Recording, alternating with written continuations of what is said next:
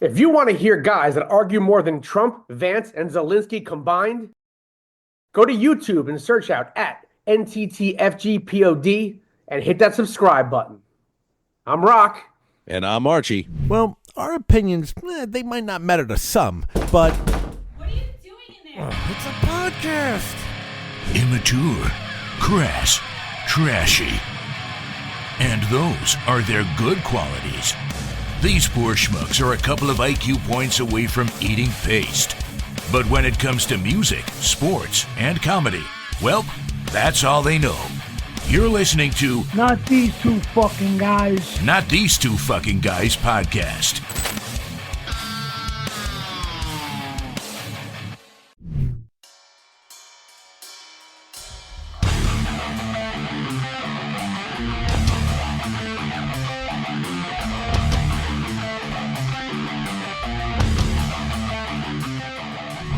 Yo, Rock. What's up, dude? Oh, buckle up, my friend, because today's guest is a walking, talking highlight reel of face-punching finesse. Whether the boxing ring, MMA cage, or even the wild, wild west of bare-knuckle brawls, this man is the talent. Welcome to Not These Two Fucking Guys podcast, Alan Belcher. Oh, jeez. What's up, man? Not these two guys. Yeah. Yeah. How are you? Yeah, they are. What's up, man? Yeah, good to hear from you guys. Same here. Thank you so much for Yeah, your man. time. We appreciate it. You're down in Mississippi, right? Yes, sir. Yeah. We're down here on the Gulf of America. Yeah. Newly changed. How's the weather down there at this time of year? It's nice. Yeah, I mean, it's kind of hit or miss. It's kind of like one of those. It's cold one day and hot the next, but we're kind of I don't know. I can't complain. This would probably be summer for a lot of people. It's been in the 70s and 80s here recently. Oh, wow. Yeah. Yeah. Well, No hurricane season. That's the end of the year. So we're in a nice time. Spring and early summer here is good. Thank God. for the people that are watching or listening at home, I don't know if that's a fake background, but I see some guitar cases, my friend. Yeah. No, it's real background. Nice. What do we Real- got? What do we real got back background. there? What do we got back there? Anything? What's in the arsenal? Oh man, that's just a pile of old guitars and whatnot. I got hold on. I have a. Is this a hobby or? Yeah, it's definitely a hobby. But yeah, I got a bunch. I got a Oh, lot. wow. Look at that shit. Yeah. I want one of these Yeah. rooms. You know what? When Yeah, when we this is- first here's when my we fun first room. moved into our house, my wife said, "Oh, you got one of those rooms. You got one of those rooms," and she started a work from home job, and I don't have one of those rooms. It's her room. It's her room. That's cool, man. That's cool. Yeah, I like it. What type of music do you play? Just kind of like whatever I'm into, whatever, just I identify as an artist, so I'm very, it's just whatever gets me in the headspace that I'm trying to be in. I'm just kind of a go with the flow type of guy. I've been doing it since I was a kid. That's The awesome. normal go to school and work a normal career and stuff just wasn't in the card for me. So I'm just a free spirit, as they call it.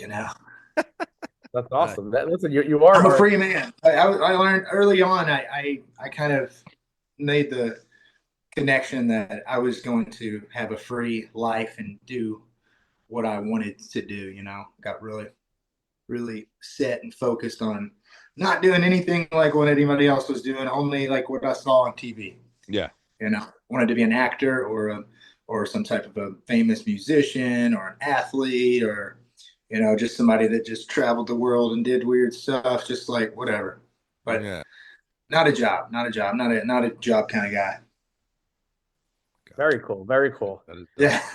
I'm saying, so Archie and I, we've been in bands together since we were younger, and you have a way nicer setup than we've ever had. That's funny. That's crazy, man. Yeah, no, I've been collecting it for, my main collection is Stratocasters. I have Okay. a lot of Stratocasters. Very and nice. that's like my favorite. That's my favorite one. So I got a lot of different colors and different, and I got one American and a bunch of Mexican ones and a bunch of Japanese ones and things like that. And I only got really like one nice one or whatever.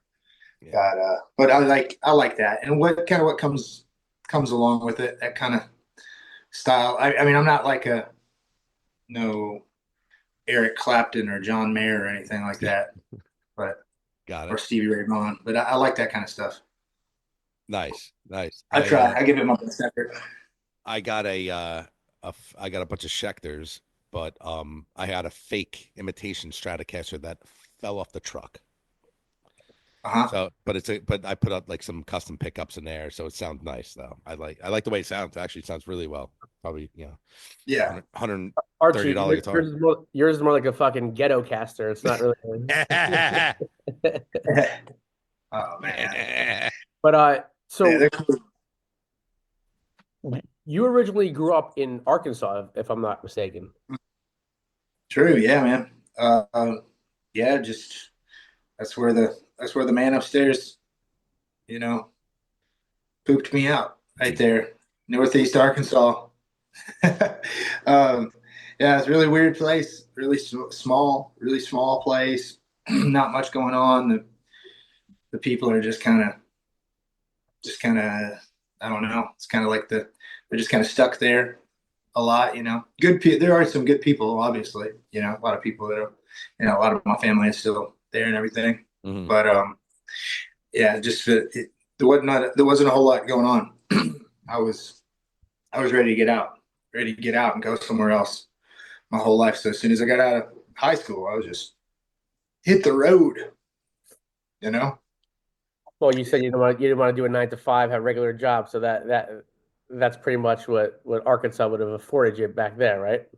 Yeah, yeah, yeah. There's not a lot of jobs there either. So there's not a lot of opportunity for jobs, education, or you know, um, any type of creative, you know, pursuit or anything. Really, there's just not a whole lot there, or at least there wasn't then. Maybe it's changing now a little bit, but this wasn't a whole lot there. So there's a lot of people that just kind of partially live off of not off of their land, but just kind of maybe a lot of government people get checks and stuff like that. Yeah. There are the people that work, they go like my dad has been out on the river for like 35, 40 years. This is whole since he was like 17 years old, Wow. and he's a riverboat captain. So the people will Oh, go, wow. they'll leave to make real money and to have a real good job.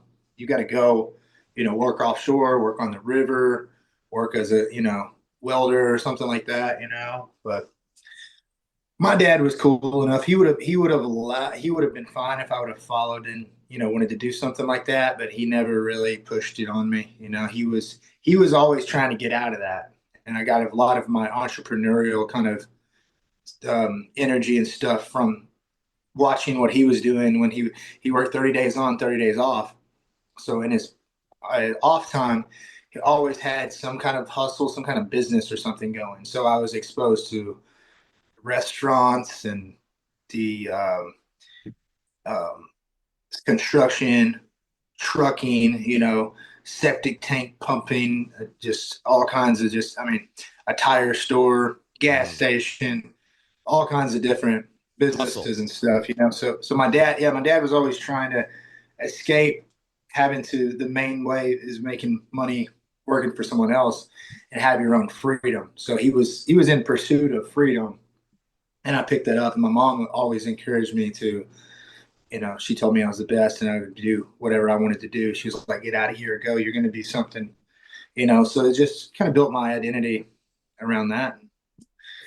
Yeah, Is kind that of where worked out to some extent. I'll say we have something in common. And it's not the fighting ability, that's for sure. So growing up in Arkansas, is that where you became a Johnny Cash fan? Because I know you got a Johnny Cash tattoo. Yeah, yeah, yeah. I know he's originally from there. For sure. Yeah, yeah, he was. I was about 12 years old when I found out Johnny Cash was from Dice, Arkansas. and yeah, I met some people that were from there, and they're all telling me about it. And I had heard Johnny Cash before that and stuff, but yeah, that's my dad's one of those guys that just whatever music he listened to back in the day, he listened to that when I was a kid, and he listens to it now. You know what I'm saying? So it's always the same type of stuff. So I was exposed to that music, and you know, there was I think there was something more deeper interesting in that though that I even realized at the time, and later on I realized it was more of a kind of like a deeper kind of spiritual thing that you were sensing from Johnny Cash, from the words and from the tone and everything that you didn't, back then I was just thinking like, well, this is people don't listen to this, but this is freaking cool, but I think it's probably a deeper thing that you didn't pick up. And Yeah. also I'm not just like the biggest Johnny Cash fan or whatever. That's what people always say. You got Johnny Cash, you must be a huge fan. I'm like, I really like him, but I mean, I wouldn't say like I don't have like memorabilia at my house. I don't go to Johnny Cash, you know, reunion fan meetups or anything. Yeah, But same here. the, I'm a big fan. My dad got me into it, same like you. And as I got older, learning about him and like he was very spiritual and like lots of I like stories about like redemption. Like you like kind of like do a lot of parallels to like your own life. So sure. I got this tattoo. I don't know if you can see it. What? The cover of Oh, the San Quentin album. So okay. that's what we have That's in cool, common. man. That's great. Well, you're the first person that I've talked to that has the Johnny Cash tattoo on their arm. That's cool. Yeah. You're lucky he didn't show you the other arm. Um, so you I got into watching MMA. You were one of my favorite fighters because you were one of those guys that a true mixed martial artist. Wherever the fight went, you excelled. You can handle yourself. There wasn't a spot that was like you see some guys were just wrestlers and then on the feet they can't their striking wasn't up to par. Some guys that had no wrestling once you take them down the fight's over. Um, I Right. could sit here and talk and fanboy out and talk to you about your whole career. I'm not going to do that, but I do want to talk about a couple things. But I want to get into first and foremost where you're at today, right? So I saw the news that you signed with the GFL, Global Fighting League. That was awesome. Drafted by Team New Yeah, York, I believe. that's true. Yeah, Team New York. I was super excited to see that I had seen interviews with you while you were doing bare knuckle. You were in BKFC. If you ever do MMA again, and you said yeah. And a lot of the fighters that some of the fighters that we talked to that passed their UFC career and they're kind of getting to other things were like, yeah, I'm kind of done with MMA unless something really came along and like knocked my socks off. I probably wouldn't do it. Yeah. But your answer was different, and I'm like, wow, that's awesome. So I always like we follow you on social media, and then when I saw that, I'm like, this is awesome. So talk to me about that. Yeah, so yeah, I mean what I think what you're saying is that the answer that I was given, what I've kind of thought in this whole comeback is I wanted to I knew that there was a route that I was planning on taking in boxing and bare knuckle boxing, and I knew that that was a way for me to kind of go from starting over at zero to like reinventing myself and gaining popularity and publicity and stuff with the new audience and whatnot. And but for my own journey, I guess I always just kind of wanted to finish it with MMA. I wanted to fight MMA again, even if it was going to be a local thing or something like that. I wanted to do it. So yeah, this opportunity came along, and yeah, it's good. Hopefully it works out and stays and does what it's intending on doing. So talk about that a little bit. I like the uniqueness of the GFL where they're talking about it. It seems like a very fighter first organization. Um, what are some of the things that GFL offers that, let's just say, a UFC or like a Bellator has never offered really in the past to a fighter? Um, I mean, there are some benefits. I'm not sure compared to like UFC. I would say more than anything else. I'll mention that there are some benefits. I can't go too much into details on that, and Yeah, I'm still learning more about that what all is offered. But there's that direction, and then there's the way that you're paid is on your own performance like normal, but then you get team performance and bonuses and things like that too. So it kind of stacks on the way that the athletes are paid.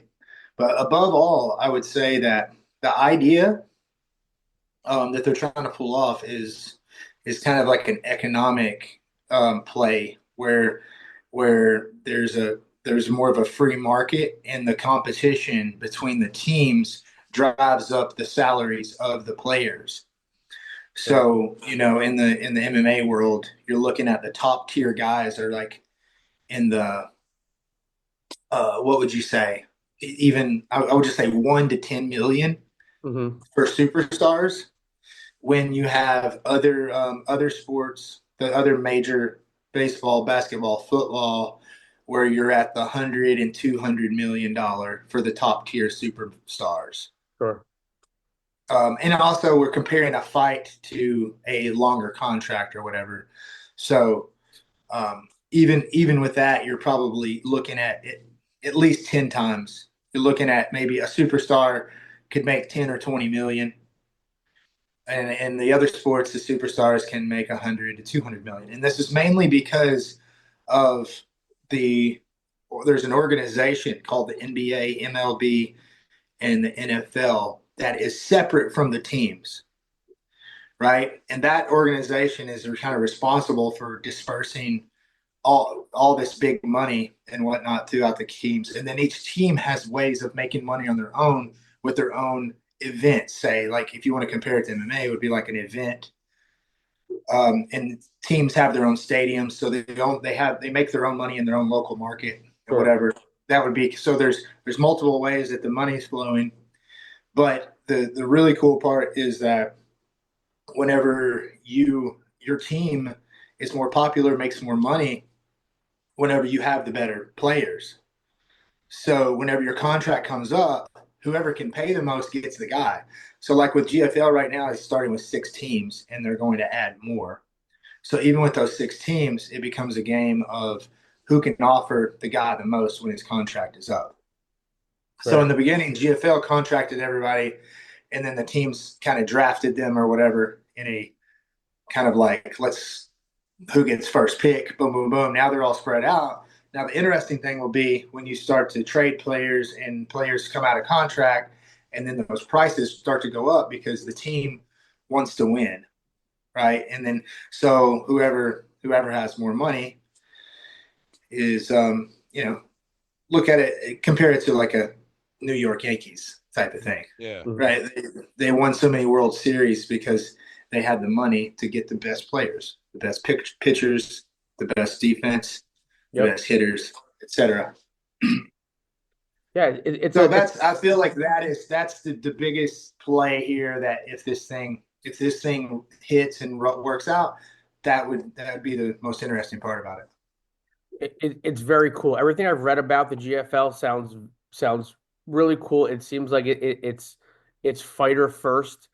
Um, and that's important. And I think that sometimes gets lost maybe on some fans about, the fighter, right? When you get to a certain point in your career, where the injuries are adding up, and you're not at that, you know, ranked top five, UFC level, that there is still opportunity and they're going to look after the players. And I saw I don't know all the specifics and I wouldn't expect you to know it either, but like talking about like, medical benefits and like stuff like that, where I think that other organizations, if they're treating you more like an independent contractor, that you're kind of on your own with all that. We've talked to fighters that have Yeah. said that, it's kind of heartbreaking sometimes that you guys and girls go out there and literally put your lives on the line, and then when you're in need, there's nobody there to help.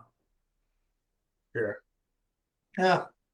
I mean, there is some of that, but also I like to be responsible for my own life and things, and Sure. that's just how it works. And if you don't like it, change it, or if you don't like it, leave like I did, Yep. or don't go back and go somewhere else where we have more opportunity. When I'm about 4 years ago, when I was stuck, I'm like, hey, and I'm on the backside of 30, and I looked at my end of my 30s, 36 to 40. It's like, okay, that's the period of time. If I want to do it, I better clear my plate and focus on this. And you know, um, I want one of the things that was really important to me was to keep an open, non-exclusive contract Yeah. to where I wouldn't be locked down, and there was always a way out. All that. With the UFC, that was an issue, and I think they're was somewhat handling it now or whatever. Things are changing. Of course, you have the lawsuits and all that type of stuff. Sure. But I knew that I had to do what I had to do. I can't depend on saying, oh, I need more. You guys are being harsh to me or whatever. It's like it's a business. So let me do what I can do. That's all you can do is kind of take your own responsibility. So when I went back into it, I made sure that all my negotiations, it allowed me to fight outside of their organization if I wanted to. It allowed me to box. Even my contract with GFL allows for me to do other things as well. As long as it does not directly competing with them in MMA, I can still do boxing and whatever. I don't have to close off my options. That's awesome. Listen, having that opportunity available is for sure freedom for yourself. Uh, so let's talk about last time you were in BKFC. You were the heavyweight champion. Yeah. What happened from there? Uh, so um,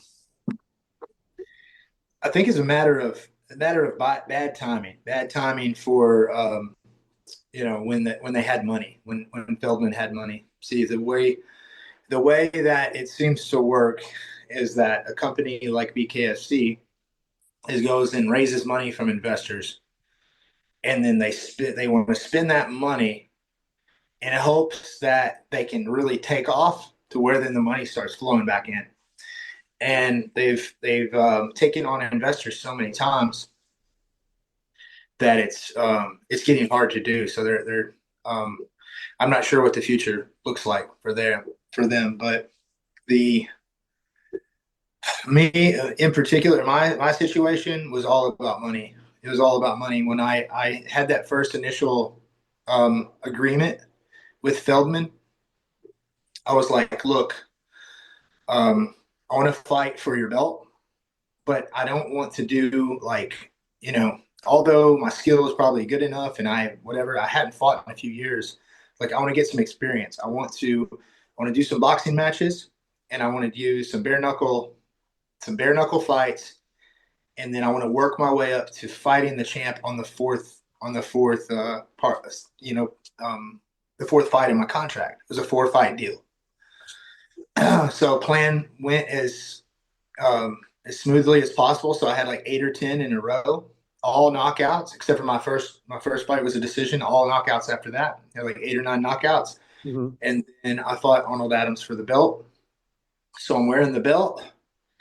I'm the champ, and I'm completely out of the contract. So now we're at a situation where it's like, okay, what we've been talking about for these years. Now I'm going to be the champ. Now we can start to fight the bigger name guys. Maybe starting with Ben Rothwell, because maybe he's not the biggest name, but he's got a couple bare knuckle fights now. I'll go and I'll knock him out, and then let's go for a bigger name, and let's build BKFC with me being the champ for as long as I can continue to fight for a couple more years and get bigger and bigger and bigger names and work up to where we bring in eventually a kind of a UFC champ or boxing WBO champ or something like that in the heavyweight status, see what happens there. And then now this is the whole game plan or whatever. But when it came down to it, we couldn't come to agreements on money, and it's not like one of those guys where I was asking for an astronomical amount. Mm-hmm. I'm a team player. I've been playing on the team, building up. Now it's just a point to where now give me a piece, give me a little piece of the pie going forward. Give me a little sliver of the company. Give me you know, in the number range that I'm looking for. You Sure. know, which and that's when it kind of all went downhill. So the way that it looked to the outside was I was boxing Hasim Rockman, which was, like I said, this was all in my contract that I was able to fight. So I had the match with Hasim Rockman Jr. coming up, and so I think what happened was that Feldman saw that as an opportunity to say, okay, I'm going to tell everyone that he took a boxing match and forfeited his title. That wasn't actually true. What happened was he called me and said, hey, these guys are complaining that you're getting to do this boxing. I'm like, well, this is a deal we have. They don't have that deal with you. I'm the champ, buddy. Yeah. Yeah. Like we already had this deal for a couple of years now. And he's like, look, this is the deal. Let's go. You can do the boxing match. I have to tell everybody that we're taking the belt because of that. And then we're going to do the deal. And we're close on the numbers that you want and all that. Don't worry about it.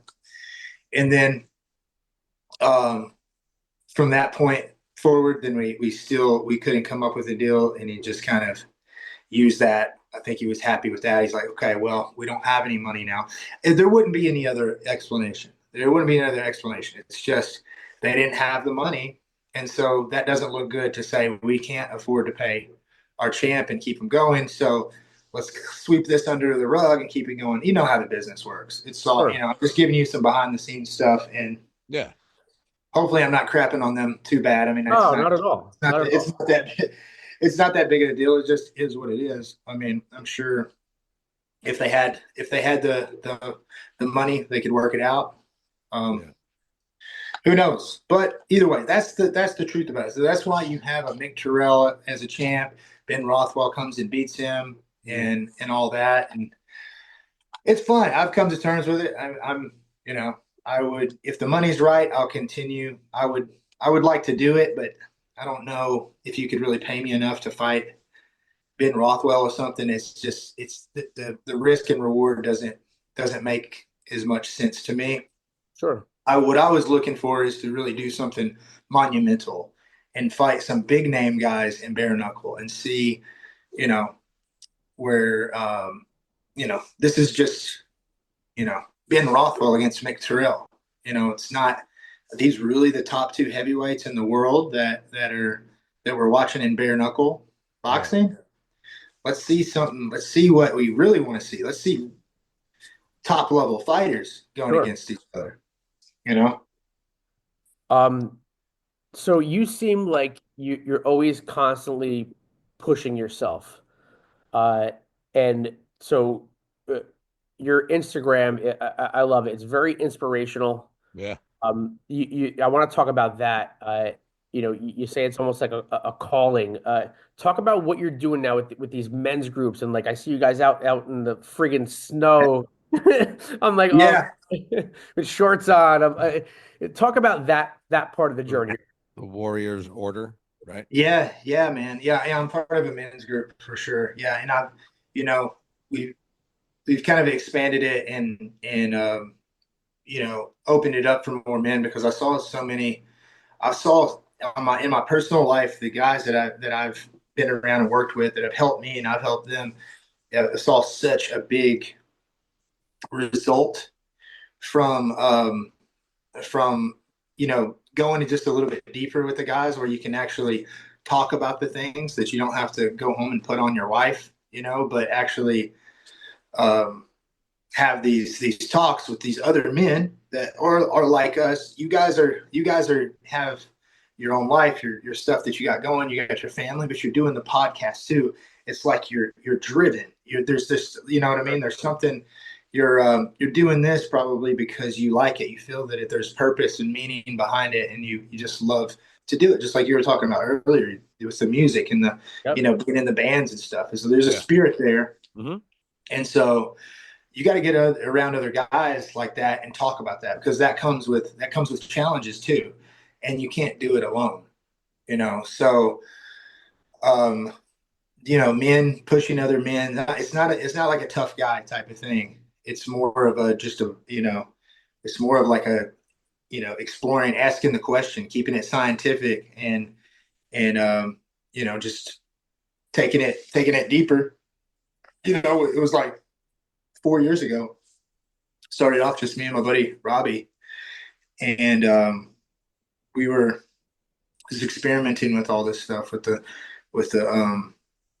sweat lodge and the cold plunges, the psychedelics, and this whole, the breath work, holographic breath work, somatic healing, and doing yoga, and just all these things that we never thought that we would be doing, and just trying to discover, what the next thing was for us in our life. And once you get to a certain point in a man's life, and you have to make a transition kind of from a young man to an old man, or a hungry, hormone driven boy into a wise man, or whatever. You make this transition. So there's, I'm not saying anything crazy that people don't know. It's really just the kind of the essence of being a human being. Is there's kind of a cocoon butterfly evolving effect that people don't really notice, and then they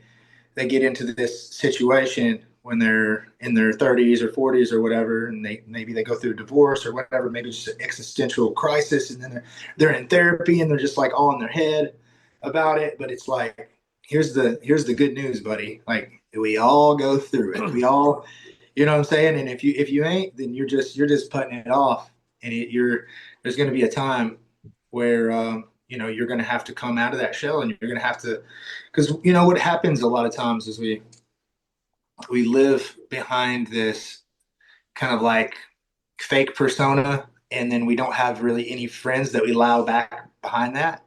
And I see it all the time, and I used to be like that too. I never, until recently, if I go back my younger years, Mm-hmm.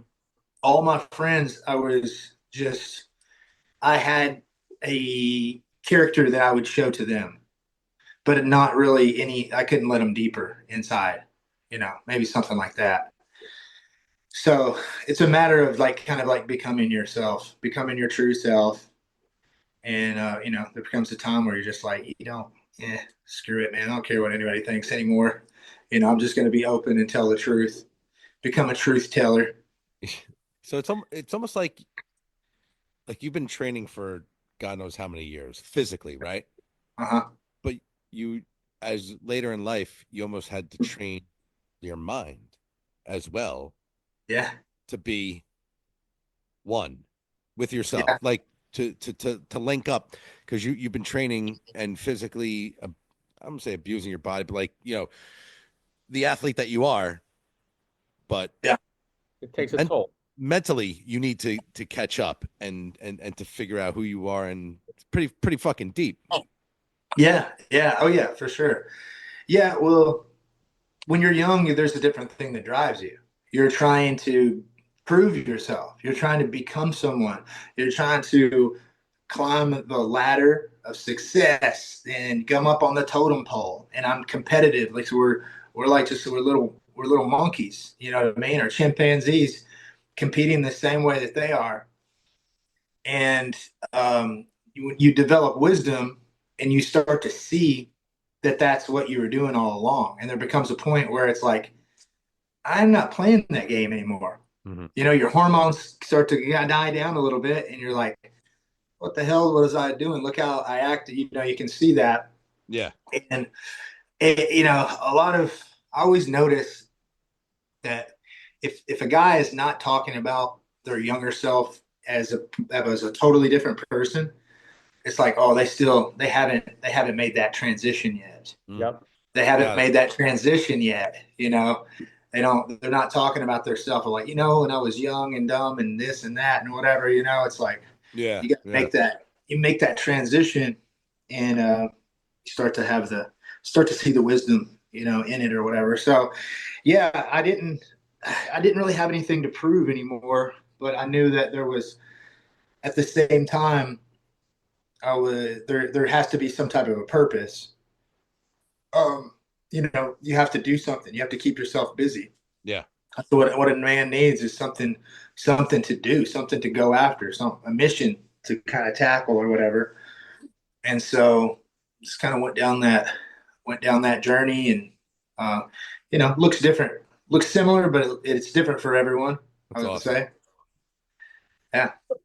So do you think that once your active fighting career, no matter what iteration it is, once that winds down, do you see yourself even going deeper into the spiritual side? Um, yeah, I mean, the way that I've kind of evolved in this is I've learned a lot about leadership, and um, there was definitely a time where I started to see, um, I don't know, what I call is like the reality and the truth about things. And whenever there was a time where I really felt like I needed some changes. I remember thinking like I want to be more spiritually connected. I wanted like a relationship with God or whatever. And so I was doing all these things to just try to find out, in a way. It's really hard to explain. And sometimes you'll see this when people do the, ayahuasca retreats and things like that. And then they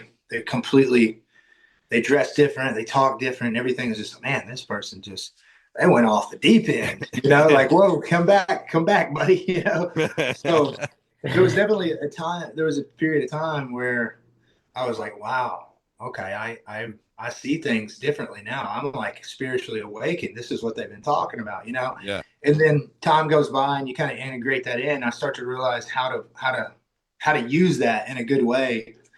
And so what I've learned is just to kind of be a leader and a mentor for some younger guys that are just kind of looking to get on the right path or whatever it is, and just having that group of men is really important, like the not just the kind of thing where you're just guys to be guys and have guy talk. Well, that's cool too, Yeah. but there's definitely a deeper aspect of it. I mean, have you guys ever did like a sweat lodge? Have you ever been in a sweat No. or anything like that? No. Room, that's about it. And I stand by the door, and when I feel like I can't breathe, I fucking bust open the door. That's it. I mean, New Jersey in August is pretty fucking close, but Yeah. Yeah, man, it's really cool. I've really come to like, that's probably one of my favorite things is the sweat lodges, because I've seen guys go through a huge transformation. I'm talking about like um, deep trauma, PTSD, can't sleep, night terrors, panic attacks, yeah. all that type of stuff. And then they go through like one of these sweat lodge ceremonies and they're just fixed. And this is without any type of psychedelic drugs or anything, Okay. which is interesting because that's scary to a lot of people, and it's probably not right for a lot, not right for a lot of people, because it does make you can have a really big perception change. Mm-hmm. And then if you're not careful, you just have kind of like you've created a whole nother animal, and now you're like fooled by yourself, and now you're like a totally different personality and stuff. But yeah, exactly. So I don't recommend that for everyone. I think those are extreme cases of people with addiction and things like that the psychedelics, or if you're a very healthy, mentally healthy person and you have kind of like a spiritual some kind of a spiritual foundation, you kind of understand where you really stand spiritually. It's not just words that you say, but you kind of you really kind of know or whatever. Mhm. Because when you take those psychedelics, you're going to see something that you never realized was there before, if that makes sense. Sure. I mean, Listen, I'm still trying to get Rocky to take a 5 milligram gummy. So I don't see him Baby taking steps, any. baby steps. The closest he's getting to fucking mushrooms is fucking chicken marsala. But now that's I I've heard a lot about this. I mean, like yeah, a big proponent is fucking Rogan. You hear a lot about him talk yeah, about some cool shit. But the sweat lodge might be kind of cool. That would interest yeah. I me a mean, little bit. there's all kinds of different things that you can do, and that's what we do um with Warriors Order. In like the retreats that we're starting to do is that give you an opportunity to have experiences Yeah, that help you see more things about yourself. yeah. It's an internal thing, and that's I one thing I realized is like I've been in martial arts my whole life, and Hmm. I was my life was a little different. So no wonder I see things a little differently. Not saying that that's a better way or whatever, but you know, it's like you're kind of forced to think differently and look a little differently whenever you're in like real fights Hmm. with people.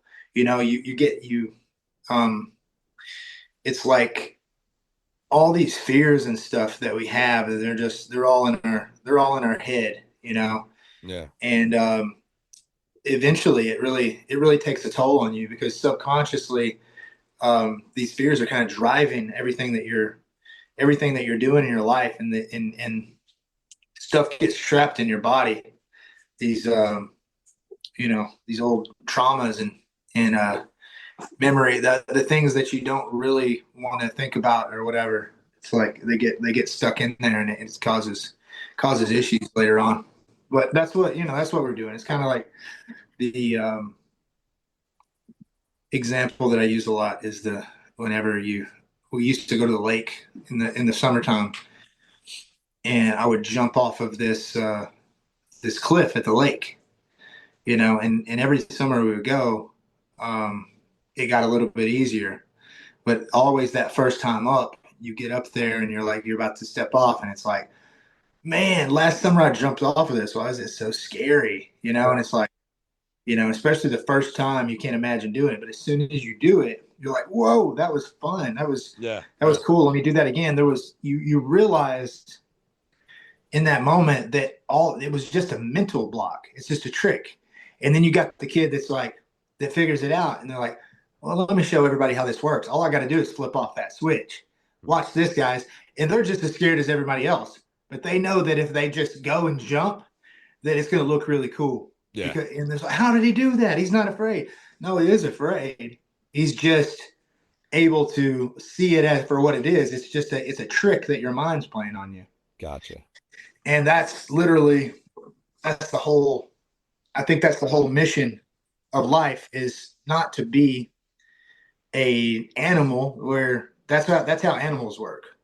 That and they don't have a conscious mind. Yep.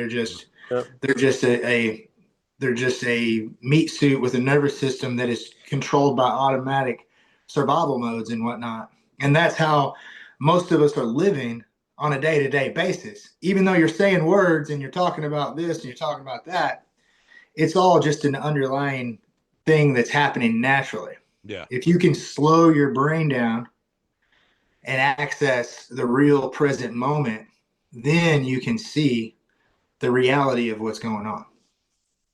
That's awesome. I love that you're providing whew. this kind of you know something for guys. I feel like guys are less likely to talk about things and like that kind of thing, and you're giving them a forum, where everybody feels if everyone's sharing like how they feel and seeing things differently, it makes people want to share more.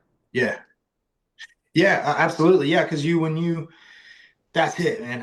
I mean, I have that conversation with one person almost every week where it's like they're like, "Man, when I heard you say that you were dealing with something, it really made me feel like it was okay for me to." I'm like, "Okay, I see. I kind of get my job now, my purpose is like people look up to me, oh, look at this tough fighter and all this. If I can just speak some truth and tell you kind of what I've been through, you'll realize that we're kind of having the same experience there, and then that the what you really think is the reality is just everybody lying. Everybody's just lying. So we just try to cut through the lies and actually become truth tellers. And the truth will set you free. That's it. Jesus words. You Jesus. said it. Before we let you go, where can everybody find you to see these messages that you're posting on Instagram and other social media? Yeah, Instagram's best. Yeah, I've been most active on Instagram, and yeah, the group is completely free. It's growing really fast, so you can just go in, click the link, and I hope to have you two guys in there as well. I'm interested. Yeah, hell yeah. Yeah, a lot of guys in our age range and the range of the viewers that you were telling me about. Yeah. Yeah. Awesome. So right, we're gonna pump it out there then, man. Okay. One thing before I let you go, I have to say this was probably one of my best experiences watching fights. May 5th, 2012. I don't know if you remember who you fought that day or where it was. It was in New Jersey. It was at the Meadowlands. And you fought Husamar Paharis. Oh yeah. That is one, I would say, top 3 favorite fights. Because you were one of my favorite fighters when I was really heavily into UFC at that time. And I mean, the backstory of that fight is nobody wanted to fight him. He hung on to people's legs and shredded their knees. People were afraid to go. Once you hit the ground on the ground with him, he would grab a leg and that would be it. And he would hang on to it till the ref pulled him off. And even after that, you talking about no fear, you engaged him on the ground, which nobody did. And then, if I remember, I think you tried to get him with like a twister or something crazy, and then you wound up pounding him out for the TKO. And the live crowd lost their shit in that fight. I remember Cinco de Mayo. I remember it was yesterday. Oh, that was a great. Yeah, that's probably one of my top experience for my whole career. That was a really cool one. Oh shit. And then your after fight little interview was fantastic too. You were kind of rubbing it in his face. Yeah, it was a good one, man. Yeah, that was that's a good example of when I took that fight. I believe it was Joe. I don't think it was Sean Selby. I think it was like one of the last ones that Joe Silva did. Mm-hmm. And he called me about it, and I was really I didn't even really know what burnout was at the time, but I was going through a kind of a stint of burnout and kind of feeling depressed about it. And that fight and that fight camp really taught me so much about how your mind works. And I started becoming aware of how I think and stuff. So as soon as they offered the fight to me, I realized that it wasn't that I wasn't motivated to fight. It was that I didn't have the right mission, or I didn't have the purpose behind it. Because as soon as he told me who it was, I was like, something went off in my head, because it was like, oh, that's a dangerous guy. Why do I want to fight him so bad? Oh, because I'm starting to feel motivation. I feel motivation now. And I was like, yes, that's the one I want. And that was one of those times where I went in my total ADD, autistic, psychopath modes, and was just like, I got off the phone with him, and I was like, okay, I'm going to start calling jiu-jitsu, calling everybody that I know. I'm going to have 25 different jiu-jitsu coaches that teach me all this stuff, and we're going to prepare every day, all day long. It was just like, it was the coolest camp ever, because it was so many, Eddie Bravo and Dean Lister and Davi Hamos and Daniel Marias and all these guys, and they all come in, and I just soaked it all up, and we trained so hard, and it's like, it's interesting how whenever your fear, when you want to win and you're motivated, it ends up looking like you're not afraid. You know what I mean? Yep. Yeah. Because it may I tell people all the time, it's like, when you really want to win, it looks different. It looks different, because most people are they're going through all the motions. They just want to look like winners. They want to look cool. They want to look like they're smart and all this. But when you really want to win, you'll be like, listen, I need somebody else to tell me what to do. Tell me, like, I need to know, I need to figure out the right protocol here. I need to figure this out because I want to win so bad. I'm going to pay attention to every meticulous detail. And so, yeah, that was a cool one. I just don't, what I don't get about the fight is how everyone else, it was a really big deal to me. And it was like this whole thing, but it was just kind of like a grappling match and going for leg locks. And it's almost like everyone else kind of felt the same thing. I don't know if it was like just the energy of what it was, probably just that it was so scary that he was. I think that most people get that is like your knees getting tore and having a surgery is a pretty. Yeah. You don't want to put that's probably like one of the worst things about MMA is like, yeah, MMA is cool, but what about if they get you in that thing and they tear your knee out? That's like the worst thing that can happen almost, really, isn't it? Because that lasts your whole life. That's it. But thank you so much. You've been a pleasure to watch, as you entertain fans. We can't wait to have you back when you get GFL going. To continue to hear your inspirational message. Thank you so much. My pleasure, guys. All right, thank you. Thanks a lot, Alan. See you guys later. All right, Take brother. care. Stay well. Stay well. All right, you too. Alan Belcher. The great Alan Belcher. Inspirational. Very inspirational. You hear a lot of we talk to a lot of fighters that are like, camp and moves and this and that and strategies and cutting weight and what they have to do.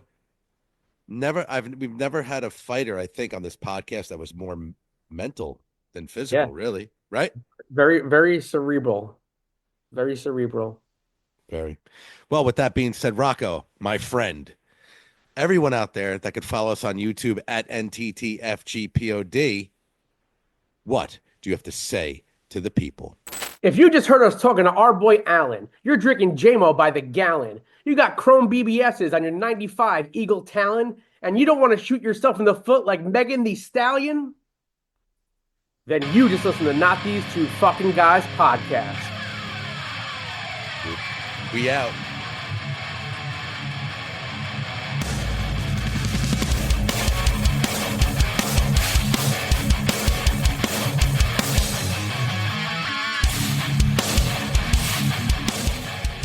If you just heard us talking to our boy Alan, you're drinking JMO by the gallon. You got chrome BBSs on your 95 Eagle Talon, and you won't... And your sides are shaved like a weird-looking Jimmy Fallon? Oh, sorry. I was looking at something else.